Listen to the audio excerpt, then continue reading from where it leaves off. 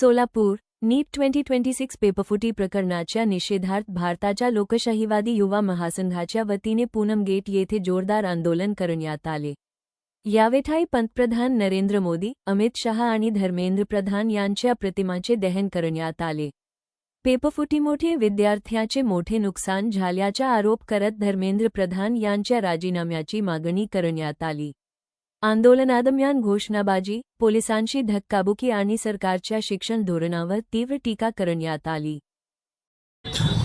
डीवायएफआयच्या वतीने आम्ही जिल्हाधिकारी कार्यालय पूनम गेट या ठिकाणी आंदोलन केलेलं आहे। या आंदोलनाचं प्रमुख कारण म्हणजे आपल्या सर्वांना कल्पना आहे, गेल्या अनेक दिवसापासून विद्यार्थी नीटच्या परीक्षेची तयारी करत असताना अचानक पेपरमध्ये बातमी येते आणि टीव्हीवरती दाखवलं जातं की नीटचा पेपर फुटला आणि जे विद्यार्थी तयारी केलेत त्यांच्या मानसिकतेचा आणि त्यांच्या आर्थिकतेचा आणि त्यांच्या पालकांच्या मनस्थितीचा काय परिणाम होईल हे आपण कधी कल्पना करू शकत नाही। इतकंच नसून पेपर फुटला ऐकल्या देशामध्ये जवळजवळ 3 विद्यार्थ्यांनी आत्महत्या केली।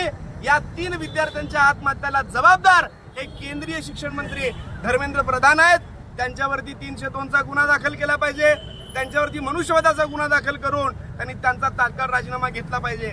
केंद्र सरकार जर अशा पद्धतीनं या पेपर फुटीमुळे जर गांभीर्य घेत नसेल तर विद्यार्थ्यांच्या भवितव्याचं काय?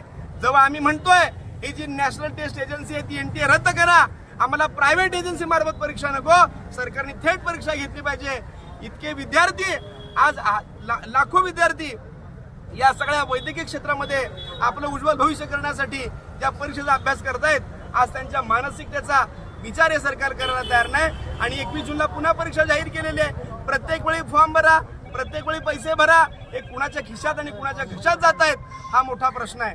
म्हणूनच त्याचा तीव्र निषेध करण्यासाठी पहिल्या टप्प्यात आम्ही आज ठिकाणी धर्मेंद्र प्रधान, मोदी आणि शाह यांच्या प्रतिमेचं दहन केलेलं आहे। यानंतर आम्ही नुसतं दहन करणार नाही, या सरकारला घेराव घालणार आहे आणि सरकार जोपर्यंत विद्यार्थ्यांच्या बाजूने निर्णय घेत नाही तोपर्यंत सरकारला स्वस्थ बसू देणार नाही, हा आमचा डीवायएफआयचा इशारा आहे।